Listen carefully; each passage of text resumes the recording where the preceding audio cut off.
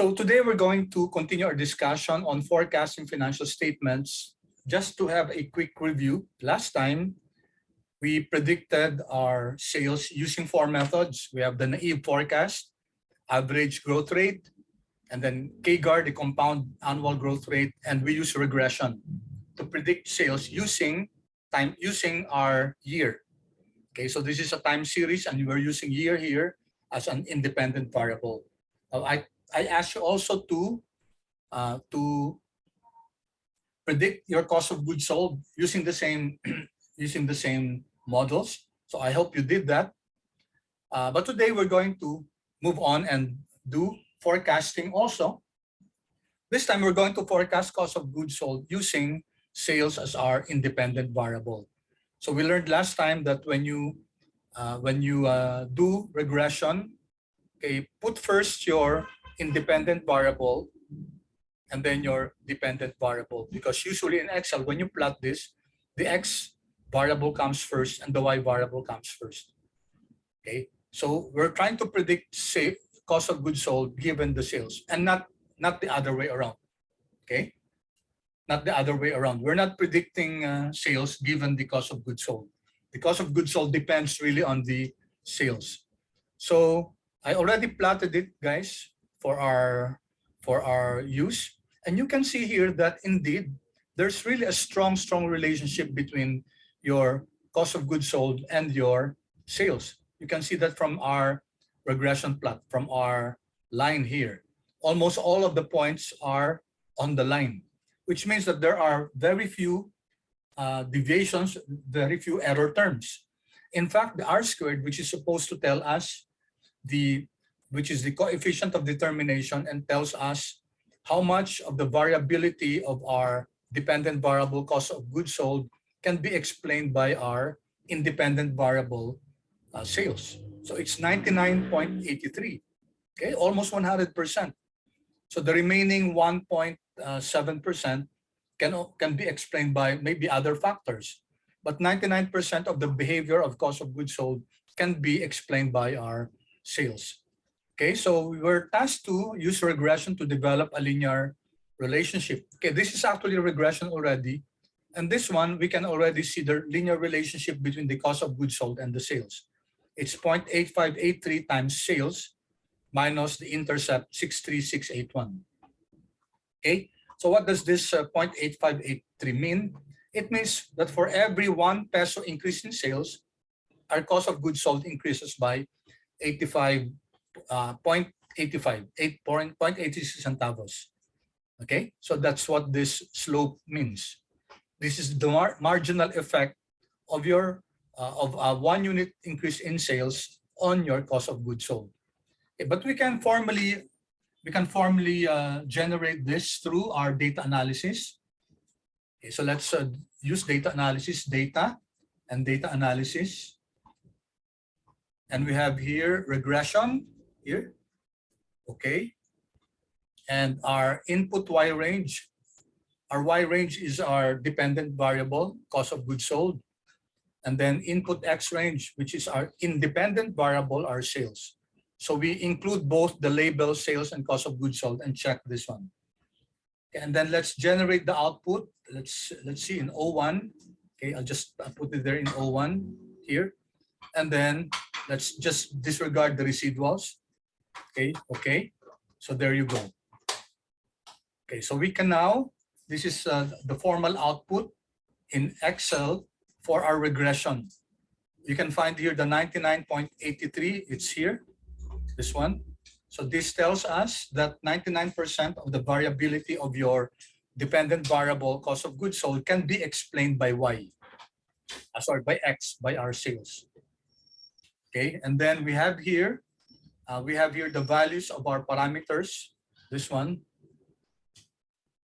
Okay, and you can see that this is the one here in the equation. So it's 0.8583, rounding it off to 4 decimal places, times X sales minus your intercept. That gives you your equation, linear relationship between your Y, cost of goods sold, and your X sales. Okay, now as to the question, is the relationship statistically significant? We said that either we can look at that at the p-value or the t-stat. for looking at it, the p-value, usually our level of significance, okay, is 0.05. Okay, so when we compare our, let's start with the sales, okay, our dependent variable. So this is 3.01 e to the minus 5. It means 0.00003. So five places to the right, 0, 1. Okay, so that's what this means. This 3.011. Okay, so let me add another. You can add another one at the end, 1.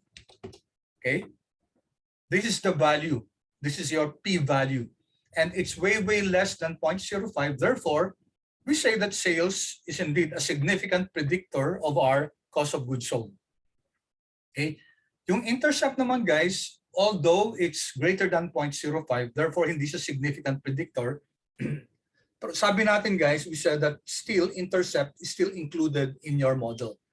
Okay, so regardless of whether your intercept is statistically significant, the practice is that the intercept is still included in our model. Okay, so that answers the question, is the relationship statistically significant? What does R squared in the output mean? Okay, we answered that. Now, itong adjusted R squared, it's used when you have multiple variables. So ito kasi simple regression lang. So this one does not really, we need not interpret this. No?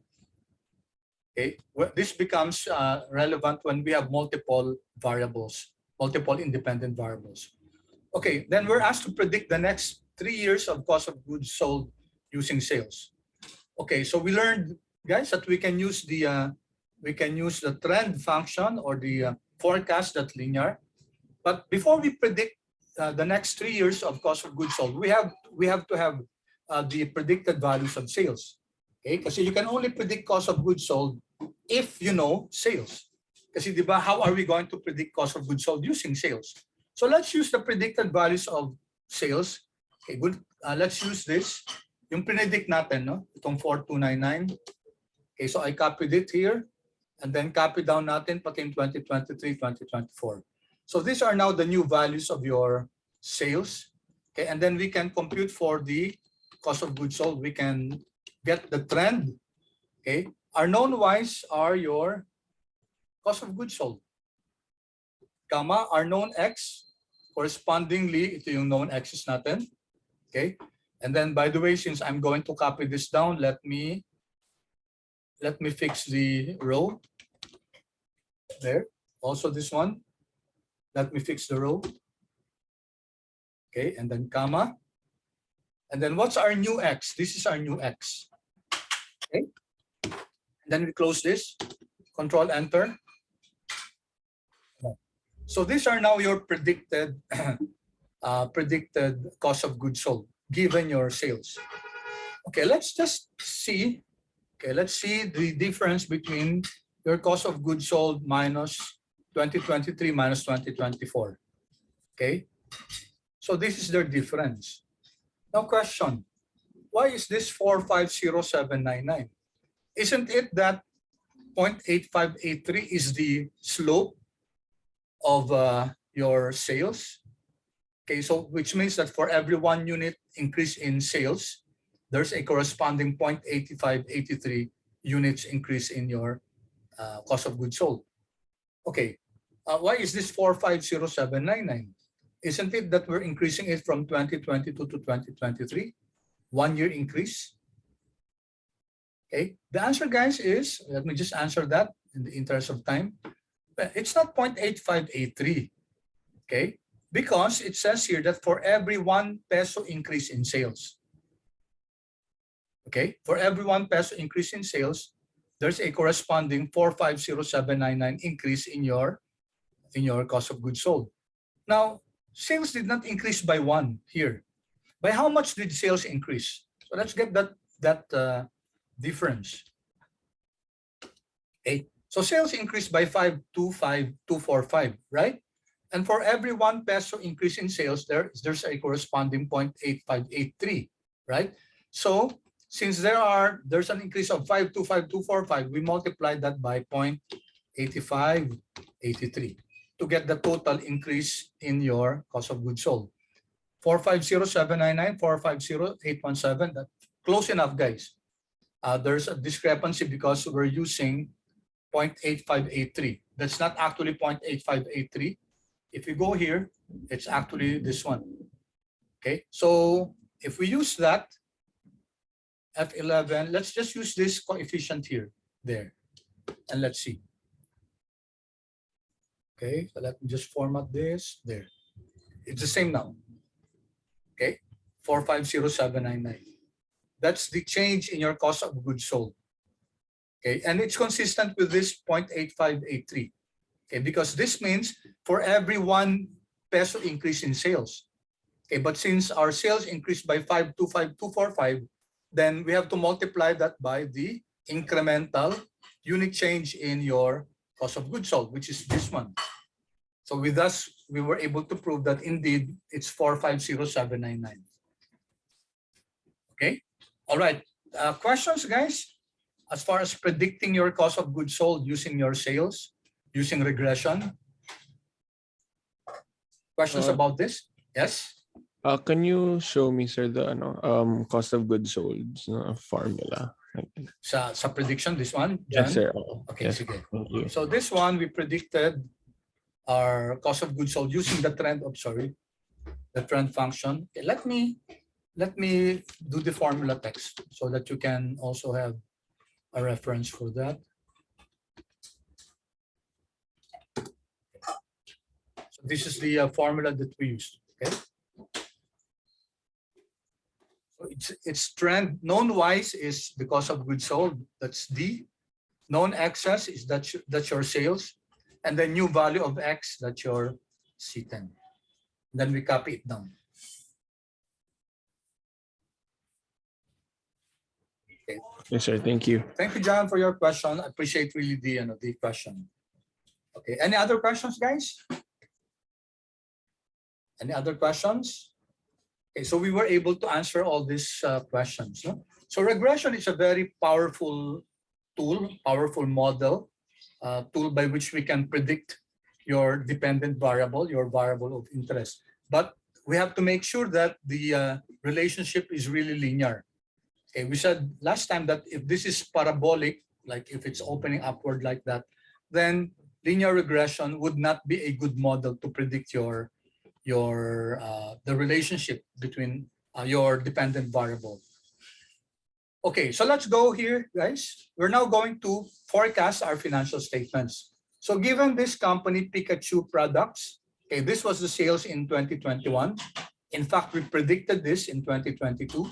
We're going to use this, and given the balance sheet, this one, well, let's go to the pro forma so that we will predict, or we will construct an income statement and a balance sheet for 2022. So this is how we will forecast our financial statements.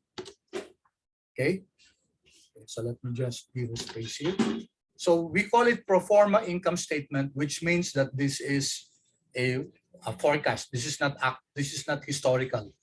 Pro forma balance sheet, and the asterisk there, guys, indicates below that this is forecasted there. And forecasted siya. Okay, so let's begin, guys. Let's begin constructing our pro forma income statement and pro forma balance sheet. Now, there are different methods by which we can forecast our financial statements. One of the most popular one, guys, is the percentage of sales method. Kasi maraming accounts, guys, move together with sales. Example, accounts receivable. See, accounts receivable, guys, it's generated when there are sales. So most probably, guys, si accounts receivable, lumalaki yan pag lumalaki yung sales, or lumiliit kapag lumiliit yung sales.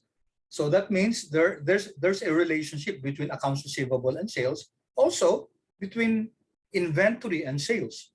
No, these are logical measures, accounts that are related to sales. And perhaps other accounts, no? Sometimes your property, plant, and equipment could be related to sales. Kasi pag lumalaki yung sales, guys, it means, kunyari may forecasted na increase in sales, then the company most probably could also invest in equipment in order to support the targeted sales. So things like that, guys. No? Definitely, guys, income statement, maraming ano dyan, maraming related to sales, like cost of goods sold. And we have shown, guys, that cost of goods sold is indeed, as far as this company is concerned, tingnan nyo, halos 100% yung ano nila, yung linear relationship. Okay? So for this, guys, we will compute for the relationship between your accounts, different accounts with your sales. Okay, we met this before already when we did the common size statement. So ang gagawin natin, okay, so your sales in 2021 divided by the sales in 2021. And then we're going to fix the row so that nakapeg lang siya dun sa row. And then to make it percentage, lalagyan lang natin ng times 100. No? Okay, para maging whole number yung percentage natin. Control Enter. So of course, this is 100 kasi sales over sales is 100. No? And then we copy it to 2020. Siyempre, 100 din yan. Kasi ang sales divided by sales ng 2020 is times 100. That should be 100. Now we're going to copy this formula para lahat ng mga accounts na to naka-divide sa sales natin. And one quick way to do it, we don't want to change the formatting no? Kasi naka-format na to. No? So ang gawin natin, i-copy natin to, copy this, and then Control C, copy natin, and then highlight all the cells below. Okay? And then right-click, and then just copy the formula. Yan. So I just copied the formula, Fx. Okay? That way, guys, andyan yung formula na yan, andyan yung like this. No? So this is now your cost of goods sold for 2021 divided by the sales of 2021 times 100. That's 84.4. And then na-retain pa rin yung format na ginawa ko. So ito dapat pala naka-bold to tapos naka-itals. Okay? Yan, naka-format na siya. Para hindi na tayo magbabago ng format. Okay, and then, you notice guys that itong mga to, ano, ibig sabihin ng 84.4. It means that in 2021, for every 100 pesos of sales, the cost of goods sold amounted to 84.4. So ang gross profit na lang niya per 100 pesos of sales is only 15 pesos and 60 centavos. Bottom line guys, ang net income after tax, sa bawat piso na nabenta, 1 peso lang, 1 peso and 10 centavos yung kita, no? After deducting all the expenses. Okay, so we have the option to use yung 2021 lang, okay? Or yung 2020, kasi medyo may konting difference sila, no? May konting difference. But in order to, kasi pwedeng masyadong, kunyari, let's say may mga nangyari sa 2021, no? Pwede natin gawin para to temper let's say that the big changes in 2021. We can use the average na lang, no? I-average natin si 2021 at saka si 2020. So let's do that. Average ni 2021 at saka 2020. Okay? All right? And once again, guys, Control C. Okay? Down na naman. Formula Fx. Yan. Okay, para kasi pag kinapi lang natin pababa, guys, mababago yung formatting natin. Okay? So, meron tayong average ng 2021 and 2020. We can use this now for your percentage of sales method. Ibig sabihin, pag i-compute natin, guys, yung mga relevant accounts dito, gagamitin natin tong relationship ng account na yon at saka ni sales. Okay? All right. Any questions so far, guys? Nakuha ba yung average? I'll pause for a while and I'll wait, guys, for your feedback kung nakuha niya yung formula ng average.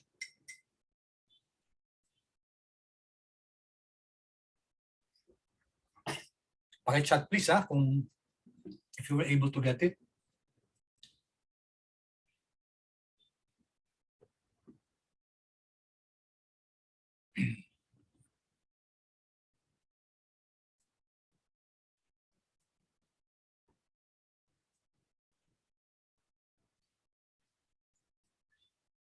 Okay, thank you. Thank you, guys. Okay, so first, guys, we're going to predict we're going to predict sales muna. Okay, di ba apat yung nakuha nating prediction ng sales, yung naive, ito yun, ano? So this is just copied from 1A. Kinapi ko lang yan, no? Okay?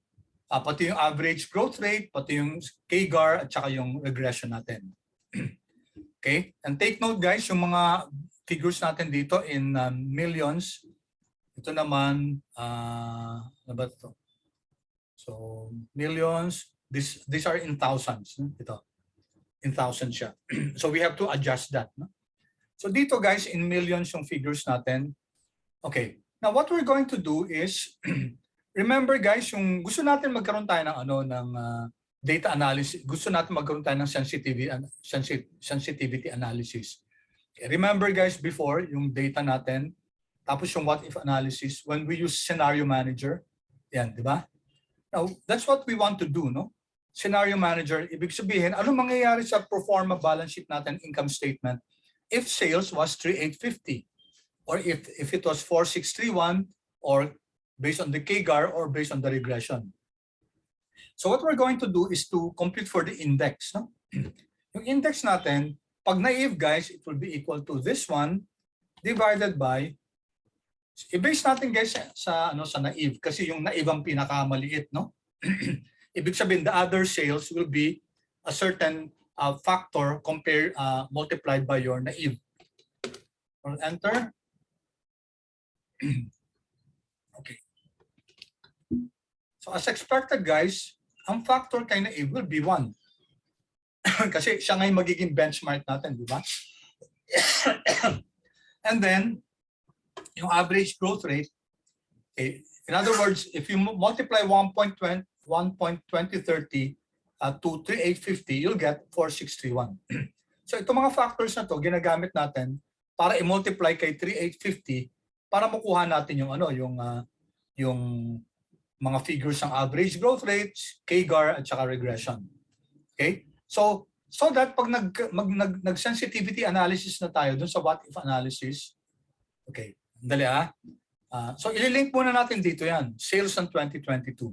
So it will be equal to whatever we put here, itong index na to, multiplied by the sales of 3,850. Okay? Yan. Okay, so anong nangyari ngayon? Ito 1.1169. It's the index for regression. Kaya nga 4.3 dito, no? Don't mind guys sa decimal place kasi nagda-drop off lang tayo, no? If I make this one 1.000, yan, di ba? Ang mangyayari sa sales natin, ito lang, 3,850. Di ba? So this will change, guys. Okay, pag baguhin natin to, magbabago tong sales, magbabago lahat ng natin, ng forecast. And that's what we're going to use, guys, para makapag what if analysis tayo. Kunyari, ito gagamitin natin si scenario manager or add, no? Add. Let's call the first scenario as naive. So naive, ibig sabihin ng naive, guys, ito yung pinakamababa na sales, ano? Ang changing sales natin itong, okay, dapat siya okay, andito dapat siya sa N5. Ito yung papalitan, no? Okay, N5 ang papalitan, and then okay. Okay, anong value ipapalit kay ano? Pag naive guys, 1 lang siya, di ba? 1.1234, 1.000. Okay? Alright, tingnan niyo, may naive na tayo. Anong lumalabas na sales, guys? 3,850. Okay, then add, gawin natin average growth rate, average growth rate. Nakalink din ulit sa N5. Okay, and then if we make the N5 as 1.2030, 1.2030, diba? Ito yun, no? Ito. Then it will reflect now yung average growth rate sales natin. Okay? So if you take a look, average growth rate, guys, no? Okay? If we show this, ano nangyari? Nung clinic ko yung show, guys, naging 1.2030 to, tapos naging 4,631.55 to, ito yun. Okay? And then add again yung CAGR naman, tsaka add yung regression, and then register na CAGR is 1.1946, sa regression is 1.1169. Okay, so later on, pag nag-scenario manager kayo, pwede yung kunin yung bawat isa niyan, and then magbabago yung sales natin, and then magbabago yung ano natin, pro forma. Income statement and balance sheet. Okay? So sige, close ko na muna to. Ibalik muna natin sa 1.1169 para pare-pareho tayo, no? So here we're using the regression output, no? To for our sales forecast. Okay? All right. Any questions so far, guys? Dito sa index natin and linking it to this one. Okay, ano to? It's equal to yung base natin, yung 3,850 multiplied by this one. Pag binago natin to, gawing 1, gawing 1.2030, magbabago yung sales natin accordingly. Okay. Clear so far, guys? Paki-chat naman please. So kung feedback lang para medyo kampante ko na nakakahabol kayo.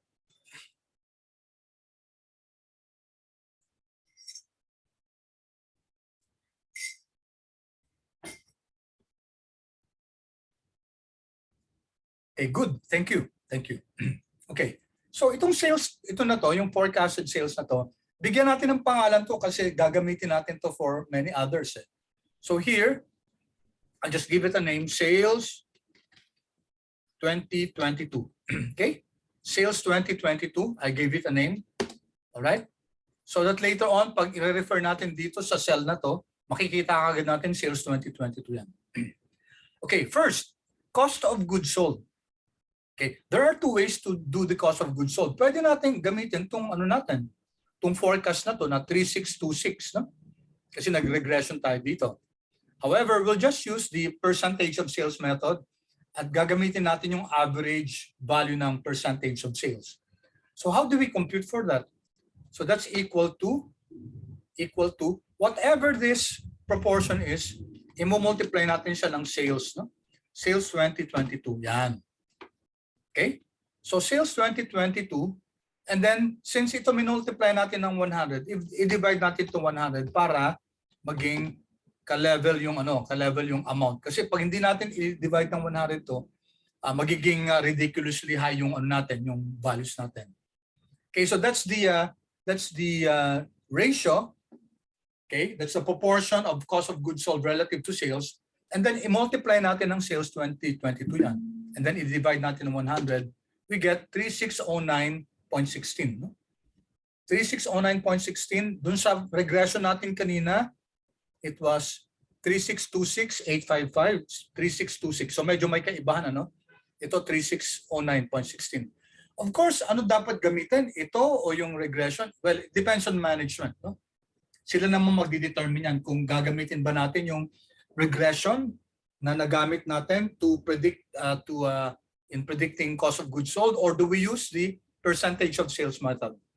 Okay, in this case, okay lang pareho, no? Kasi yung regression method naman, di ba? It makes sense din kasi napaka ng relationship ng sales at saka ng cost of sales. Pero ito, guys, what we did here was just to get the average of 2021 and 2020. Okay, that's 83.9. All right? So we can now compute for your gross profit. This is this minus this. Takihan ko nga, guys, para mas makita nyo. Okay, good. So 690.90. Okay, next. Selling and general and administrative expenses. Now ito medyo medyo mixed tong tong account na to. Kasi pinagsama-sama si general and admin. Usually si admin, hindi yan related kay sales. No? Kasi ang admin usually accounting department, finance department, HR department. Wala naman silang kinalaman dun sa sales. Mag-increase yung sales, ganun pa rin most probably yung accounting force, except kung magdadagdag, no? Or yung HR, or yung finance. No? So it does not have so much of a relationship with sales. Ganun din general expense. Sandali lang guys.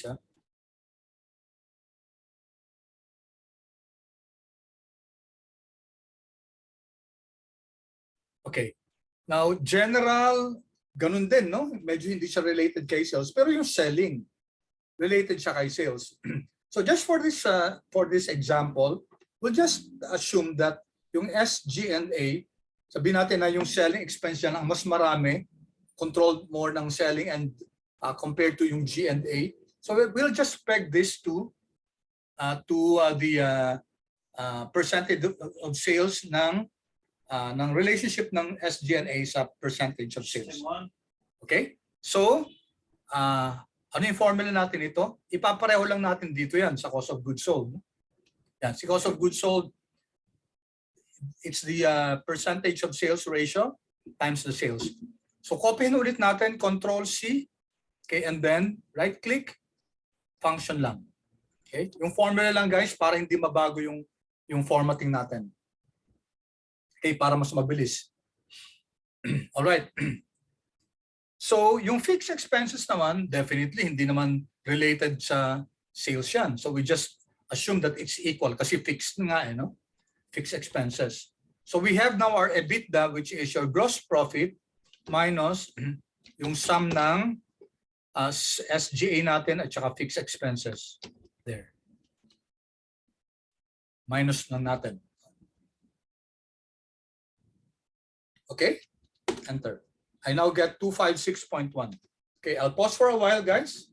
And then, if you were able to follow up to EBITDA, kindly please chat yes, no? Para guided ako.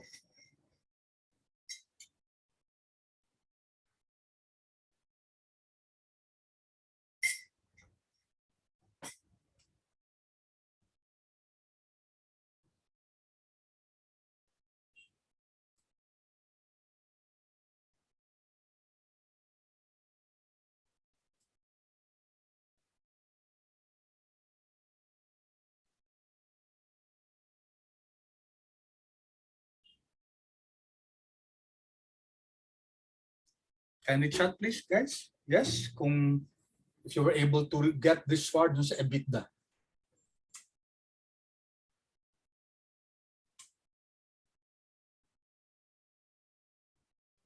Okay, waiting for the others to respond.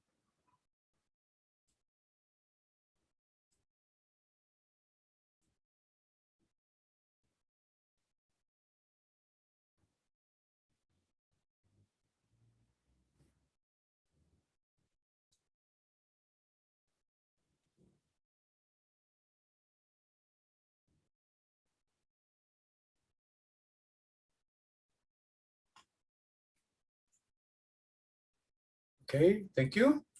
5 lang. How about the rest, guys?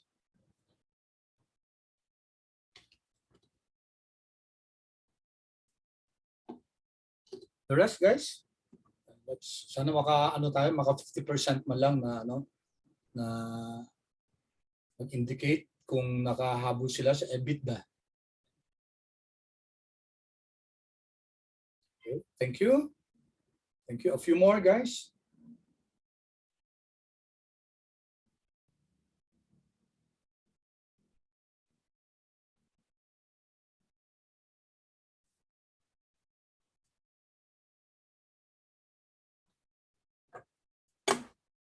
Okay, thank you. Okay, so let's continue, guys. Depreciation. We know, guys, that depreciation is a function of your property, plant, and equipment. These are your fixed assets are the ones that are being depreciated. So, wala pa tayo sa balance sheet, no? Okay, so let's just leave this for a while. Okay, let me mark this red to indicate that we have not done this. No? Okay, so while we haven't done that, guys, mag-minus na tayo, no? So your EBITDA less your depreciation expense, although wala pa siyang laman, that will be your EBIT. So ngayon, dagdagan lang natin ito ng isang decimal place. Okay, pareho lang sa 256.09. Okay, now how about interest expense? Well, we know, guys, that interest expense is a function of accounts that bear interest. Okay, let's take a look at the balance sheet. Ano ba dito, guys? Siyempre, ang interest nasa liability siya. Wala naman sa asset siya, guys. Unless we're talking of interest income. So kung may short-term investment, yun ang mag-generate ng net income. So pag may net income, guys, isasama natin yan sa interest expense. Kung meron palang interest income, isasama natin sa interest expense. But in our case, cash accounts receivable, inventory. Wala naman tayong short-term investment or long-term investment. So wala tayong interest income. Ang meron lang natin interest expense. So which of the accounts here will bear interest expense? Anyone, please? Unmute yourself or paki-chat. Which of our accounts in liabilities? Shareholders equity, hindi naman, no? Ano yung mag-i-incur ng interest sa liabilities? Anyone, please? Paki-unmute na lang.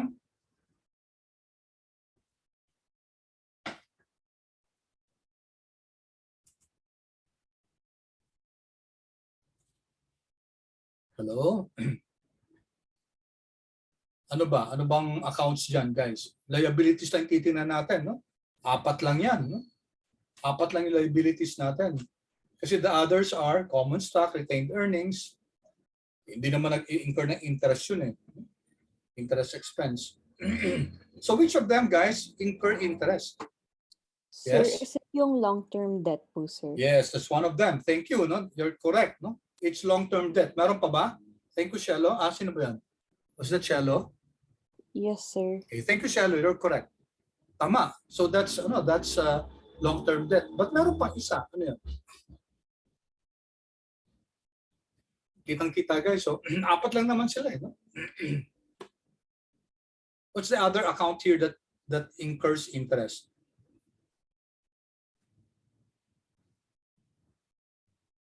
Yung guys, so yung short-term notes payable, di ba? Ang notes payable, may IOU, yung IOU, parang, yun ang layman's term nun, IOU, may utang ako sa'yo, tapos nakasulat yan, ilan yung interest na babayaran ko sa'yo, alam yung term, okay? Hold on guys, ha?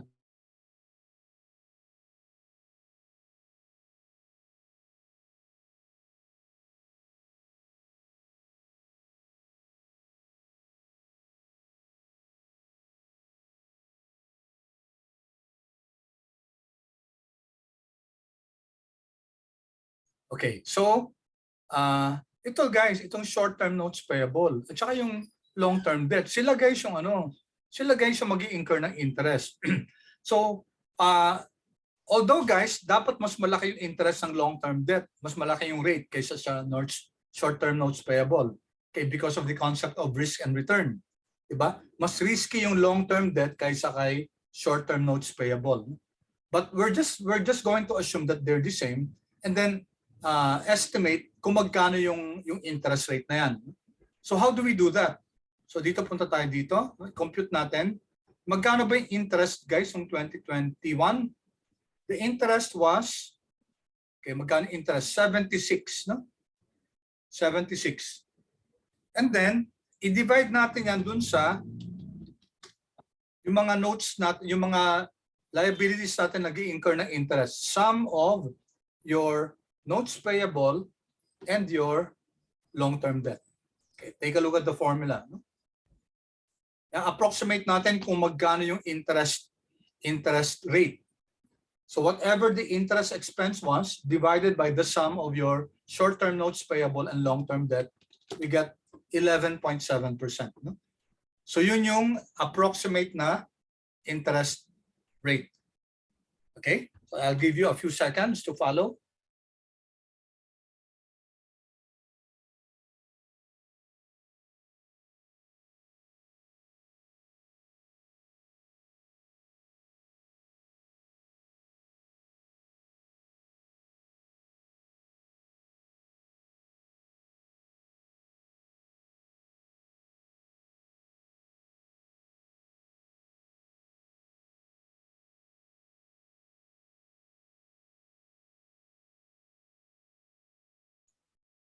Okay, guys, you got it?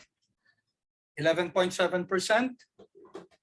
So that's the interest rate. Paki-chat naman please kung nakuha. No? Control 1. Okay, nag-default na naman siya sa 12 decimal places. Dapat 2 lang yan. Okay? Okay. Okay, thank you, Robert. The others, guys? Nakuha niyo ba itong 11.7%?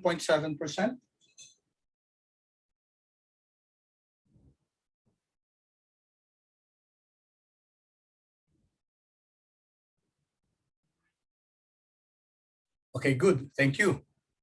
Okay, so why don't we do this, guys? Lagyan natin ng pangalan. Okay, itong tax rate, guys, dapat 30% lang yung current rate yan. Kaso, okay, hindi ko na na-change yung tax rate na yan. Nagamit ko siya sa previous years, sa 2020 at saka 2021. So we'll just assume that, no? We'll just assume that the tax rate is still 40%. Okay, and then let's give this a name. Itong 40% na to, bigyan natin ng pangalan, no? Tax, always a good practice, guys, tax rate. Okay, I'm giving it a name, tax rate. Tapos ito naman yung 11.7, bigyan din natin ng pangalan, interest rate. Okay, interest rate, enter. Para pag ginamit natin, mas madali na natin ma-access. Alright. So we can now compute, guys, for the interest expense. It's equal to sum. Diba, i-add natin yung ano, yung sum ng short-term notes payable. Although wala pa siyang figure dito, no? Pero it's okay. We just set up the formula. Sum ng notes payable and your long-term debt. Okay, sum of that, and then we multiply it by the interest rate. IN there. Interest rate. Yan. Okay. So sinamap natin kung ano man yung short-term debt at saka ano man yung long-term debt, and then we multiply it by the interest rate. Enter. Okay, we're getting 0 kasi wala pa, guys, wala pa tayong figure dito sa 2022 ng interest ng notes payable at saka ng long-term debt. But later on, when we go down to the balance sheet, magkakaroon na ng figures yan, no? Okay, therefore, our earnings before tax is simply the difference between your EBIT less your interest expense. Okay, and then your taxes will be equal to this one, multiply that by tax, our tax rate there. Okay, and ang advantage, guys, ng mga pangalan, kitang-kita natin, no, yung representation niya, mas madali maintindihan. Enter. And then our net income after tax will be equal to this minus this one. Okay, pause muna ako. Okay, please tell me if you got 153.66, although hindi pa final value yan kasi meron pa tayong depreciation expense, and our interest expense is still 0. Kasi wala pang laman yung short-term notes payable natin at saka yung long-term bonds, long-term debt. Okay, kindly chat please if you got the figure 153.66. Okay, good, good. Thank you so much. Okay, so let's move on, guys. Okay, so ganun din sa balance sheet, guys. Sa balance sheet, we'd like to know kung ano ba, kung yung mga accounts na to, yung cash, accounts receivable, yung percentage with respect to sales. Okay, so we're going to copy this formula. This one, itong formula na to, guys, ikakopy natin. Diba? Yung nasa taas, ito. So we're going to get the ratio of the account over the sales mismo, and then we get the average. So what we can do is copy na natin itong tatlong to. Okay? Control C, and then we go down here. Sama na natin yung average. Okay? We go down there, and then right-click, kahit yung formula na lang. There. Okay?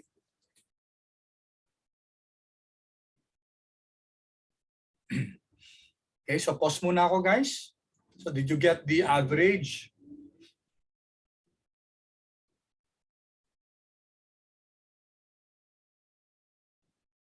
So all of this, guys, yung mga asset accounts natin, tsaka liabilities and equity, they're all now compared with sales. Kaya nga ang tawag nito, guys, percentage of sales method. Percentage of sales method. We use the relationship between the account to sales. Yung relationship nila. Okay, any questions so far, guys? So nakuha natin to. Of course, yung iba dyan walang meaning, ano? Itong mga subtotals ito, wala naman to. Okay, anyway, let's just leave it as that. Okay, first, cash and cash equivalents.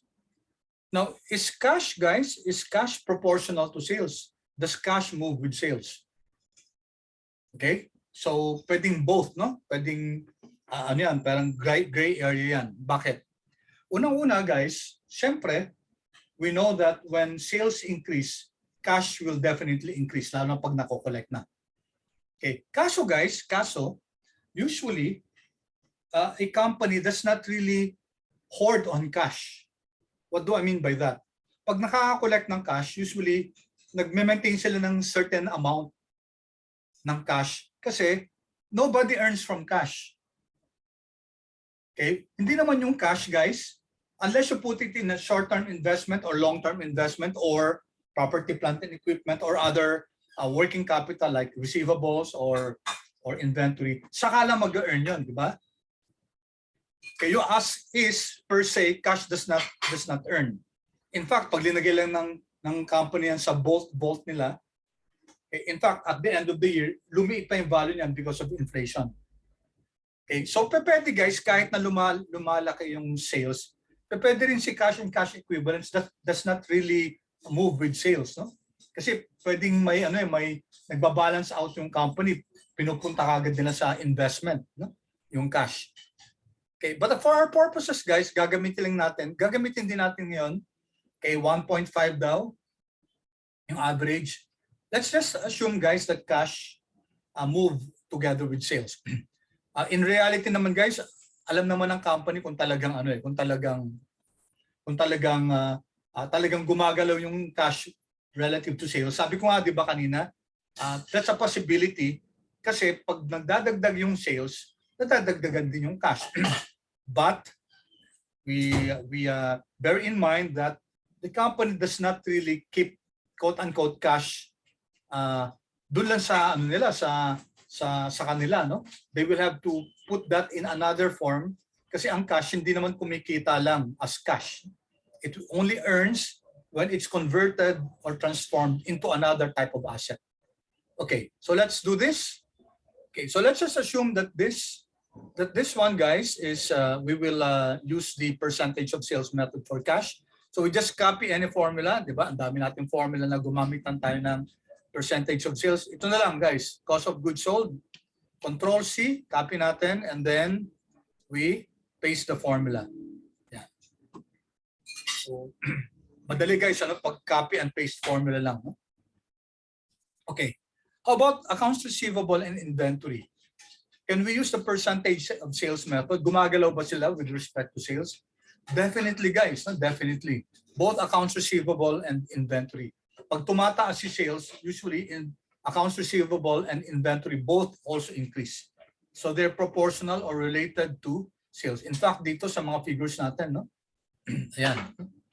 10.2 tumaas yung sales, 10.4, 20.8, 20.7. We can see that indeed there seems to be a strong relationship between these two working capital accounts, AR and inventory, relative to sales.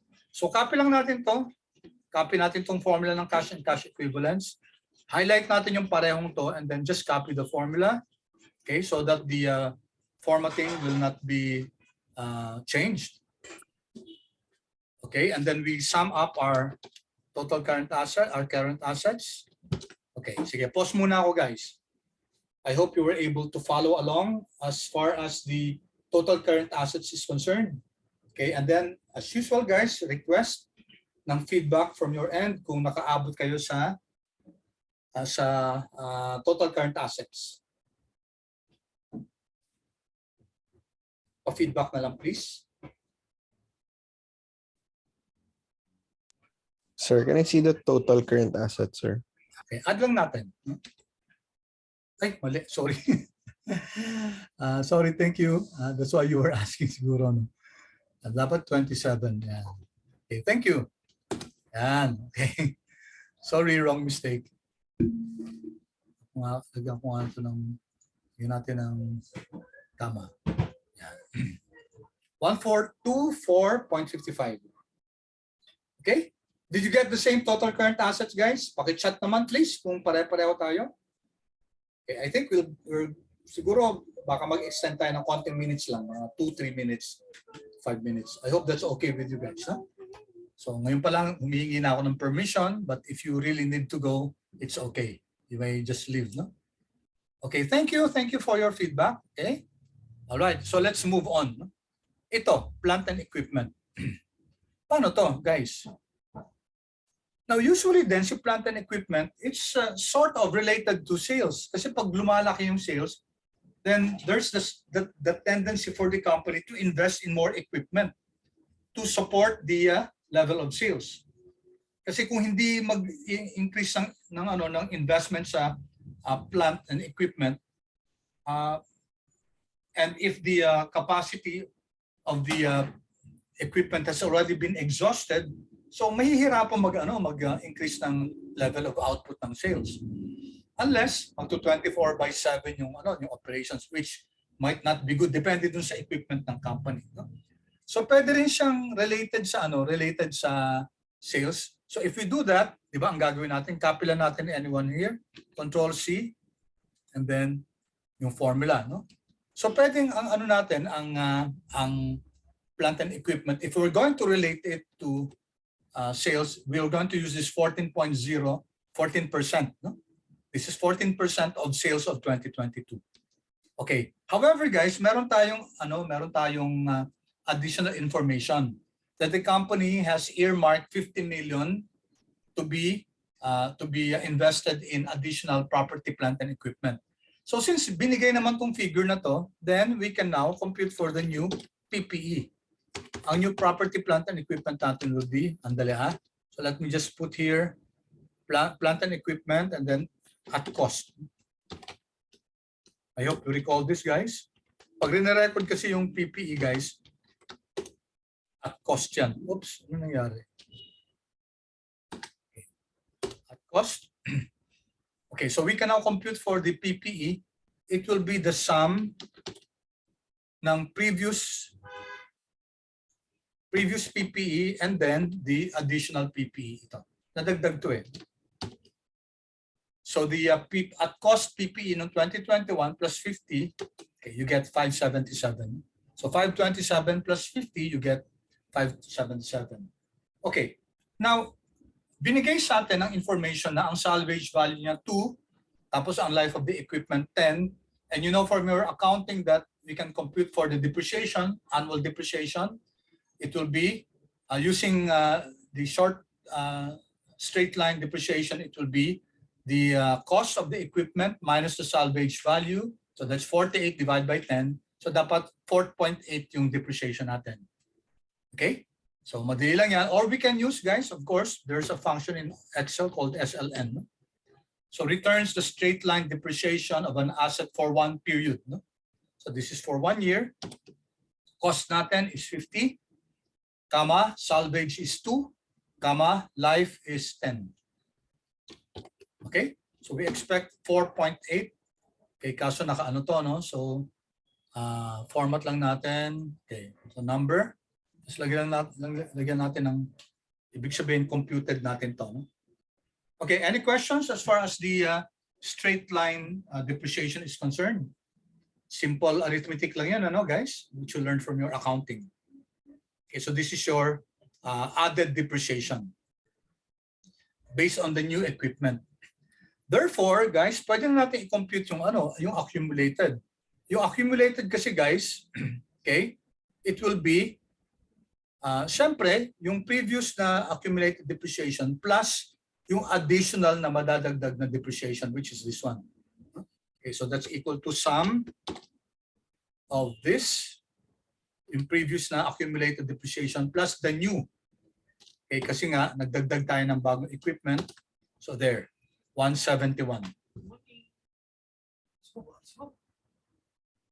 Okay, which means that we can now compute for your net fixed assets, which is your plant and equipment at cost, minus your accumulated depreciation. There, 406. So the total assets will now be equal to total current assets, sum natin, total current assets, and your net fixed assets. There.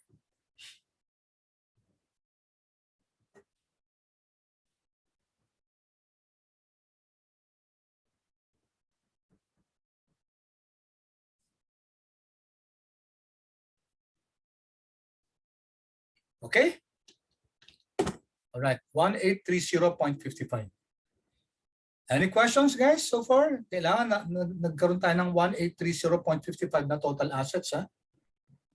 Sir, Yes, yes. can I see the formula for accumulated depreciation again, please? Okay, sure. So ang accumulated depreciation natin, yung previous year na accumulated depreciation, and i-add natin yung bago. Ito, yung 4.80.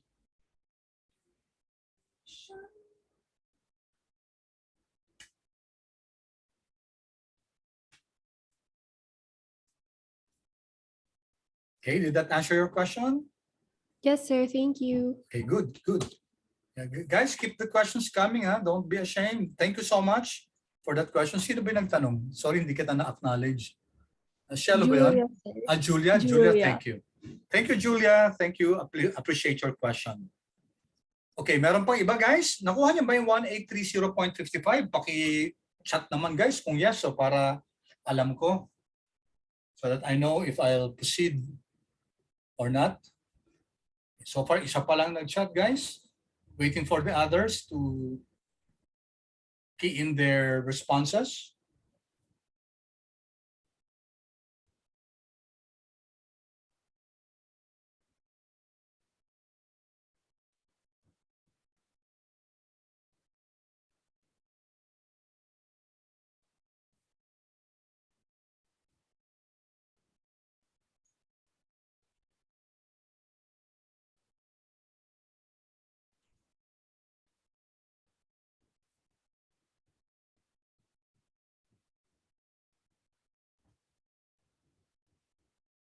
Okay. Thank you guys for your feedback. Although 25% lang nag-respond, no? I hope more will respond. Okay. So ito na yung ano natin, no? Ito na yung total assets natin. 1830.55. Okay, so nag-increase siya from 1650 naging 1830.55. That's because we need more resources in order to support our sales of 4.3. Dati kasi 3850 lang, di ba? So just quickly, guys, kunyari gawin natin tong 1.2030, magbabago yung ano natin, no? Magbabago yung sales natin, magbabago yung figures natin dito, magiging ito naging 19340 na. Okay? So nakalink siya dun sa forecasted sales na gagamitin natin. Okay? So let me just go back to 1.1169,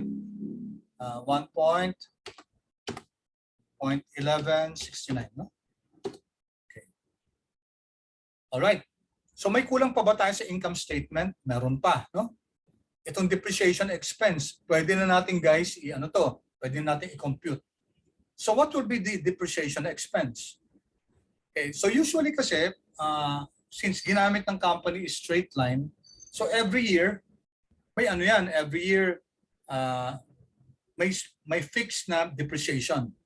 If last year it was 20, then we can assume that it will be 20 today, 20 this year, okay, assuming na walang equipment na i-retire or fully depreciated na, okay, but we don't have any information to that.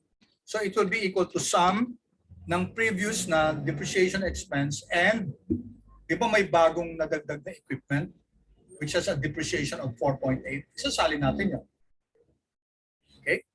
So sum ng E12, yung previous na depreciation expense plus yung bagong depreciation expense of 4.8, that means we now have 24.8 na depreciation. Okay? Nadagdagan tayo ng 4.8 because of the new equipment that was that will be invested in with an annual depreciation of 4.8. Okay. So dito sa income statement natin, isa na lang, no? Itong interest expense. Wala pa to kasi wala pa tayong sa liabilities. So let's go now to liabilities and shareholders equity. Okay. Si accounts payable daw, guys, 4.4 yung ratio niya to sales. So si accounts payable ba, guys, does it move with sales? Yes, parang accounts receivable din yan. Okay, so just to give a short explanation to this, dalawang klaseng kasi, guys, financing. You have spontaneous financing and you have discretionary financing. Discretionary financing. Ano kaibahan nila, guys? What's the difference between spontaneous financing and discretionary financing? Si spontaneous, this occurs, kaya nga sabi spontaneous eh. This occurs in the ordinary course of business. Okay? Kunyari, company buys raw materials for its finished goods, no? Tapos, pagbili nila ng raw materials, since matagal na silang customer ng supplier nila, okay, they're given credit terms, no? So yun, in a sense, guys, ano yun, financing yun, kasi hindi kagad babayaran. Binibigyan pa ng 1 month, 2 months, 3 months, depende, no? So that's what we call spontaneous financing. Okay? And this is something to do, guys, with the ordinary course of the business. So dito, si accounts payable, spontaneous yan. Short-term notes payable, hindi, guys. Kasi interest-bearing to. So hindi naman si operations basta-basta pwedeng manghiram na may utang, no? Tsaka hindi naman siya yung ordinary course of business na generate. This is usually, pinagplaplanuhan yan, pinag-decisionan yan ng upper management, no? And with finance. Okay, itong other current liabilities, since wala tayong ano dito, wala tayong information at all, no? Then we can assume that this is spontaneous financing. Tapos the other one, definitely guys, si long-term debt. Spontaneous ba yan o discretionary? Si long-term debt, guys. Is it spontaneous or discretionary financing? Paki-unmute na lang, guys, kung ano yung answer niyo. Anyone? Ito yung mga financing natin, yung liabilities natin. Is long-term debt spontaneous financing or discretionary? Answer please, guys. Please. Pakasagot naman kung ano siya, kung spontaneous ba siya o discretionary. Discretionary, sir. Okay. Sino yan? Sorry, hindi ko na-acknowledge siya. Ang bilis.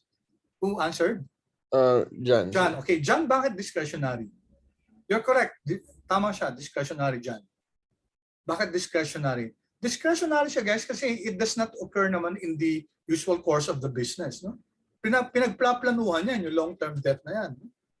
Usually, walang kinalaman yung operations yan.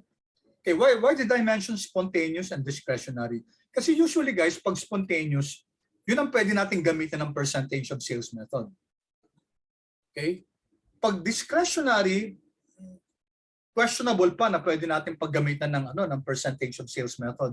Kasi not because tataas yung sales, does it necessarily mean na the discretionary fund financing will follow along. Pwede rin to a certain degree. Pero usually pag spontaneous, sila yung they will follow along with the sales. Kaya nga pwede natin gamitin to sa percentage of sales.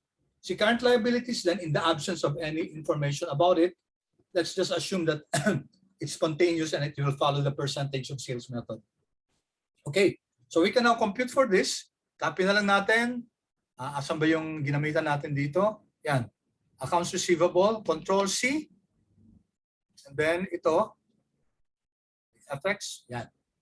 Okay, ginamitin din natin ang percentage of sales method to. Now, si short-term notes payable, guys, okay, it's discretionary. So we can pwede hindi na i-follow natin yung percentage of sales method.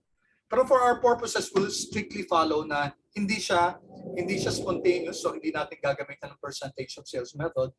And usually, related din siya dun sa previous na amount. Kasi itong short-term notes payable na 225, baka may magmamature na nito noong 2022. So pwedeng baka matapyasan to, no? Kasi may magmamature na. Pero hindi natin alam, guys. So what safe na lang, okay, what we can do is in the absence of any information, let's just peg it in the same. I-equate na lang natin sa pareho. Okay? Okay, and then accounts payable, ang other current liabilities, we can copy the formula. Control C, and then, okay, formula. So ito then, guys, pineg natin we use percentage of sales method sa other current liabilities. Okay, check the formula. So it's equal to J36 times the sales divided by 100. Okay?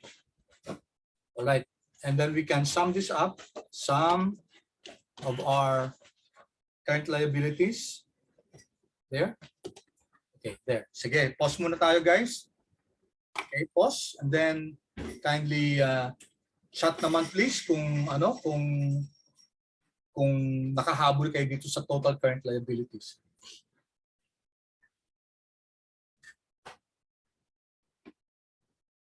Okay, good. Thank you. Okay, salamat ha. Yung iba, okay, let's wait for the others. Okay, thank you. Thank you guys. Very good. Okay, once again, thank you for your feedback, guys. Okay, next. Itong long-term debt, so definitely sabi natin, hindi natin gagamitin itong 10.2% na to. Okay, what we're going to do is we'll just assume that same level lang ng long-term debt. And equate lang natin siya. Parang dito sa short-term note payable. Okay, once we have this, remember, ang mangyayari dito, magkakaroon ng interest expense natin. Okay, since yung ano naman natin, yung notes payable at saka yung short-term debt, long-term debt natin, hindi na bago, then we expect that the interest expense will be the same. Kasi itong 2021 at saka 2022, pareho lang ng short-term debt, short-term notes payable at saka ng long-term debt. That's why they have the same interest expense. So ang net income after tax natin is 93.18. No? I hope you got this already, ito 93.18. Tapos we move on here, guys. Ang total liabilities natin will be the sum of total current and long-term debt. No? Dalawang yan. Oops. Total current and long-term debt, sum up natin sila. So ang total na utang natin, 1002.05. Okay. Next. Paano si notes, si account common stock? Okay, common stock is also discretionary financing. So hindi natin pwedeng gamitin itong 12.7 na to, guys. Usually talagang it's a managerial decision kung mag-i-issue ng common stock or not. Since wala namang binigyan ng information na ganun, we will just assume that it's the same. 460 pa rin yung common stock natin. Retained earnings, guys, will be equal to the previous retained earnings, sum up natin, and comma, sa income statement natin, tingnan natin kung ano yung addition to retained earnings dito. We look at net income after tax, may dividends ba?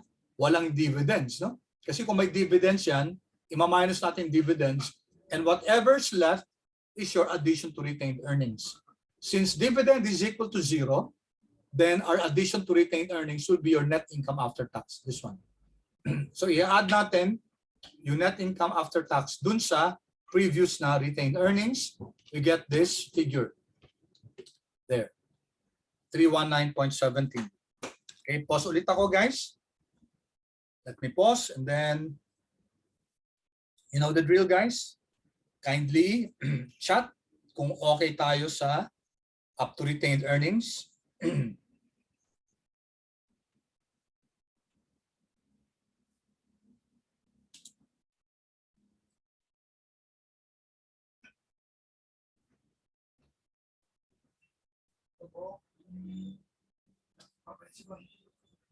Okay, thank you guys, thank you. Okay, salamat ha, salamat. So, I hope you got 319.17. So we can now add our shareholders' equity. It's just the sum of your common stock and your retained earnings. Okay, so 779.17. And then the total liabilities and shareholders' equity will be the sum of total liabilities and then your total shareholders' equity. There you go.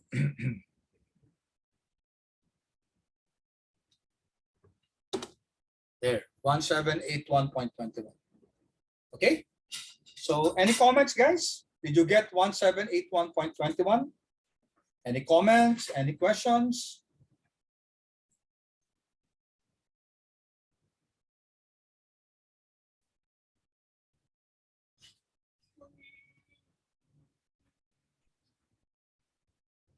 Give you a few seconds, guys, to compare, guys, and give a comment. Anything that you'd like to comment on? So net income after tax natin, 93.18. Okay. So any concern that you have here or any questions, guys? May comment ba?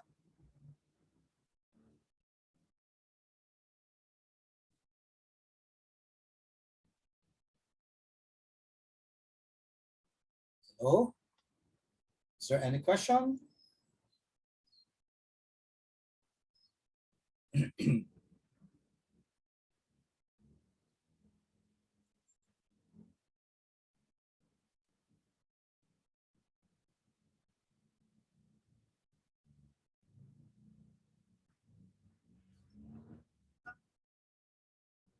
Walang question? Walang comment? Wala ka napapansin guys sa balance sheet natin? Would you like to comment about the balance sheet?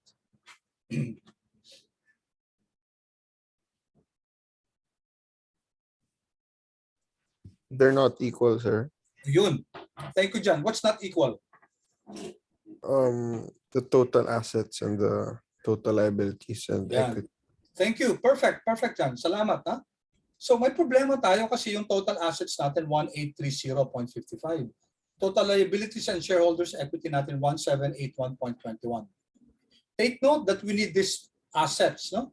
In order to support the forecasted sales of 4300. Kailangan natin yung assets na yan. Okay? Para masuportahan yung sales natin, projected sales. So our estimate is that we need these total assets. However, kulang tayo ng financing, guys. 1781.21 lang tayo. Okay? So ibig sabihin, we still need to find sources of financing. Kasi kulang yung liabilities and equity natin. Okay? So the difference between the two guys, itong total assets at saka yung total liabilities and equity, pag hindi sila nag-balance, pag mas malaki yung total assets over total liabilities, we have what we call a deficit. No? Deficit kasi kulang yung financing. Pag sobra naman yung financing, guys, we have a situation called surplus. Okay? So let's first compute for this one. It's equal to the difference between your total assets and your total liabilities and equity. Okay? 49.34. Nalamay chat, ha? Okay, thank you, Robert. Sinabi din ni John. Thank you, Robert. It's not balanced. Very good. So na-notice din ni Robert, nasabi din ni John na hindi pareho yung total assets natin at saka total liabilities and shareholders equity. So this is what we call, guys, a deficit. No? Kulang yung financing natin. So lagyan natin ng formula. If this one is greater than 0, ibig sabihin mas malaki yung total assets natin, then we call it a deficit. Deficit siya. And then another if. If this one is less than 0, and we call that we call it a surplus. Okay, comma. Otherwise, we call it balanced. Ibig sabihin ng balance, equal, guys, yung equal yung total assets natin at saka total liabilities and equity. Okay? So it's a deficit, guys. So we call it a discretionary funding needed. So kailangan natin ng 49.34 to finance our total assets. Hindi sufficient yung liabilities natin and equity para suportahan yung total assets natin. Okay, so let's provide here some assumption.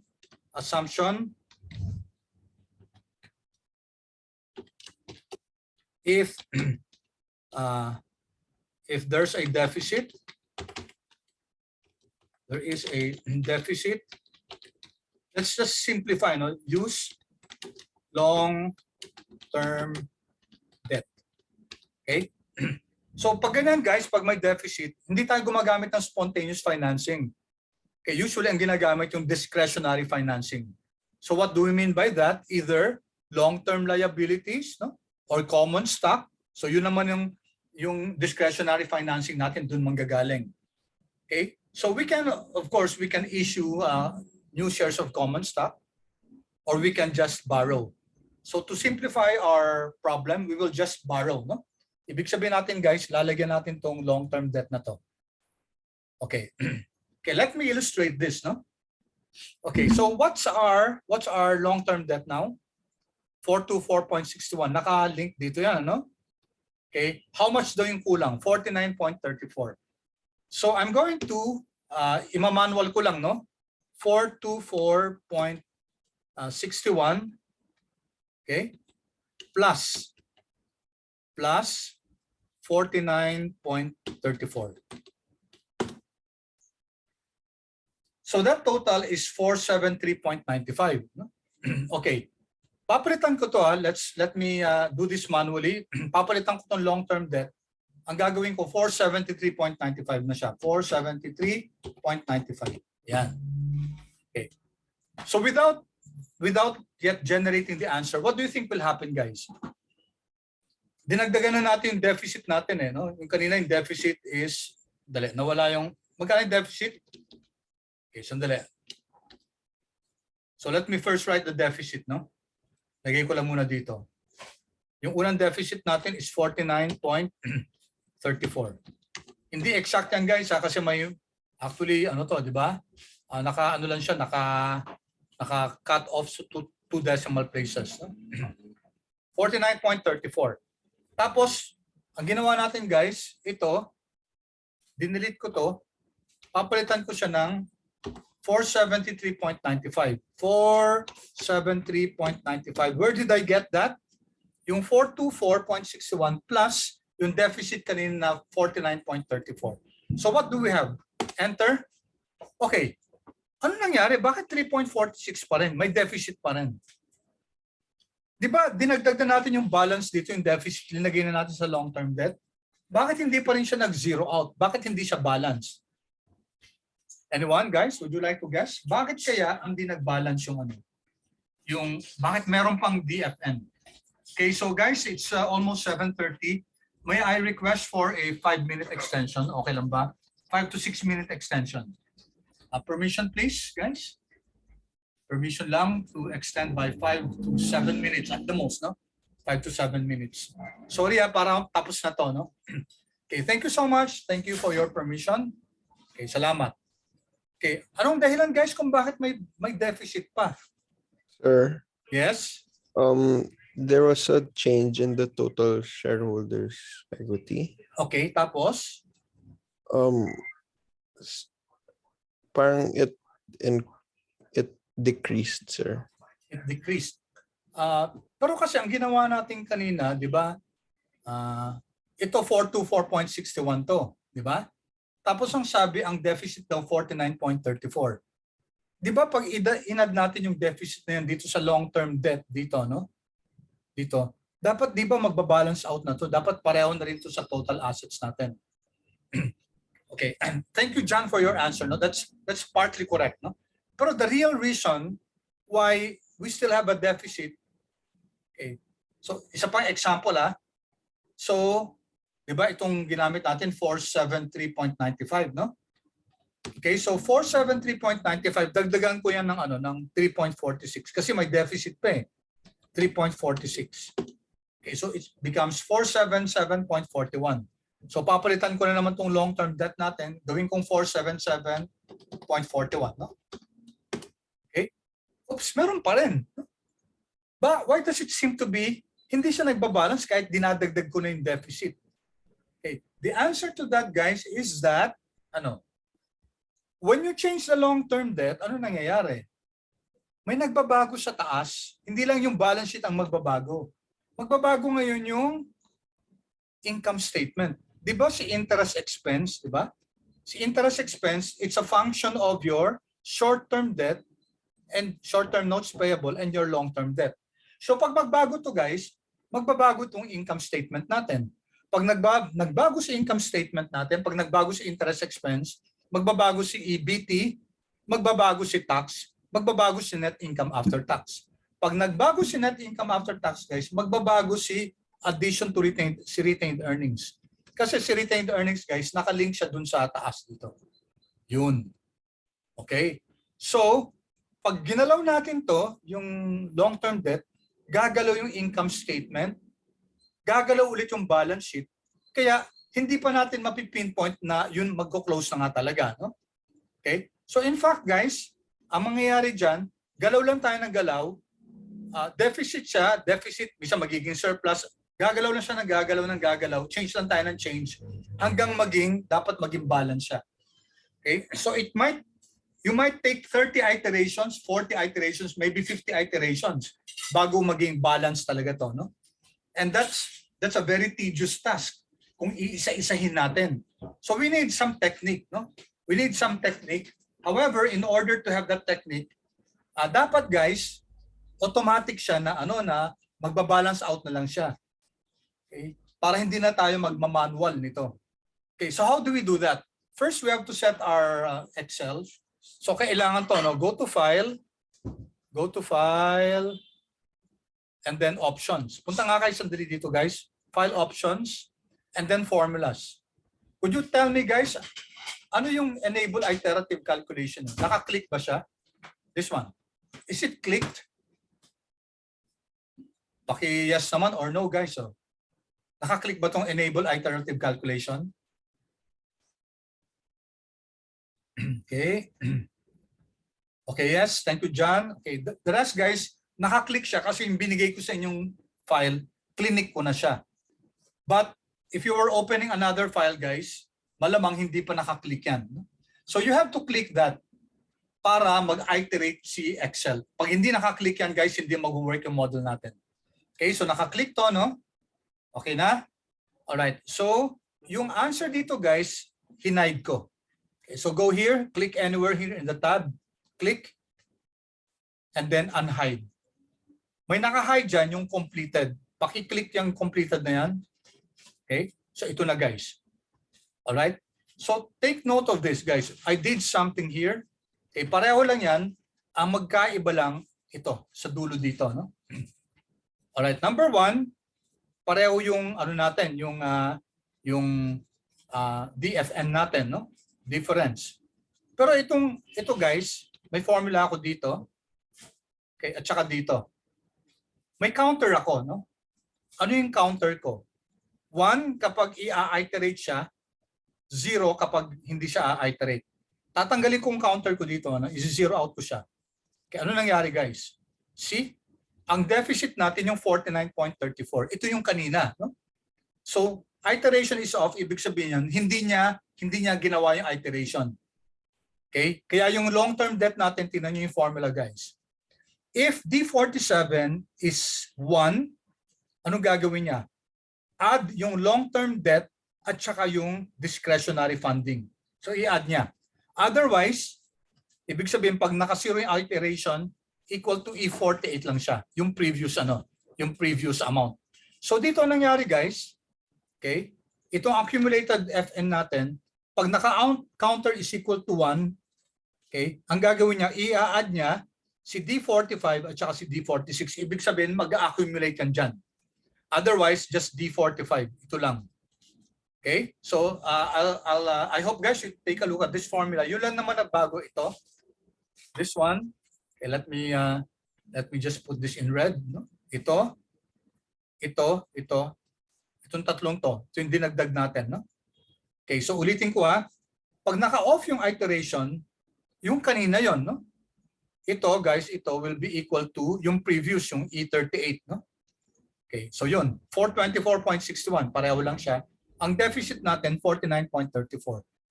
Pero ibig sabihin nun guys, hindi na solve to. Hindi naging equal to. Now, pag gawin kong i-counter 1 ko, ibig sabihin nun, papahanapin ko kay Excel, papa-iterate ko siya, solve siya ng solve hanggang mag-zero out na yung difference ng total assets natin at saka total liabilities. So this is a pretty neat iterative model guys. Pag winan ko siya, look, tingnan nyo guys, no? Ano nangyari? Nag-zero out na to. Zero na siya. 1830.55, 1830.55. Okay? So ang total na DFN natin is 53.06. Ito yung total na inad natin para, yan, tingnan nyo guys, no? Kanina 24.61, ngayon 477.61. Ibig sabihin, kung natin difference ito, this minus this, nagdagdag tayo ng 53.06. Ito yun. Ito. Para maging balance tayo. Okay? So balance natin 0 na. Although sinasabi pa rin dito na deficit, kasi nga hindi naman talaga eksaktong 2 decimal places, but at least makikita natin na total assets now is approximately equal now to your total liabilities and shareholders' equity. Okay? So this is a very powerful model, guys. Compared natin dito yan, no? Dito sa kanina natin na magmamanual tayo dyan. Okay? So ang tagal niyan, guys. Ulit tayo ng ulit, manually hanggang mag-zero out tayo dito. Okay? So this one is a pretty neat way to do it, guys. So ang kailangan dito, guys, file options and then yung formulas and then I enable iterative calculation. Okay, so that ends, guys, our discussion for today. Thank you so much for allowing me to extend.